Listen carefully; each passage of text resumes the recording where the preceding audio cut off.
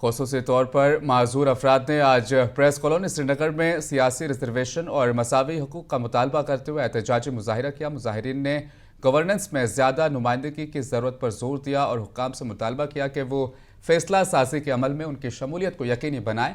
उन्होंने माहाना पेंशन को बढ़ाने की भी मांग की। बाद में कई कारकुनों को पुलिस ने वहाँ से हिरासत में भी लिया। कहता है कि हमारे जो मुतालबात वो नहीं मानते हैं, पॉलिटिकल रिजर्वेशन है या हमारा जो पेंशन है, एलजी सरकार तो महीने के बाद देता है लेकिन अवामी सरकार नहीं दे रहा है। अब हम यही कहते हैं कि हमें कम से कम 6000 दीजिए, अगर 6000 भी नहीं तो अपना ही 1000 पेंशन जो हमें एक महीने के बाद मिलता है वो दीजिए। बस यही हमारा मुतालबा और इसीलिए हम यहाँ आए। सरकार जो है ना, सरकार ने आज तक हमें इंसाफ नहीं दिया। सरकार बोलती कुछ हो रहा है और करती कुछ हो रहा है। मैं गवर्नमेंट से कहना चाहता हूँ क्या पेंशन कहाँ है हमारी? हम अपना हक मांगते हैं, हम अपना राइट मांगते हैं। अफसोस की बात जनाब, अफसोस की बात है, आप हमें क्यों नहीं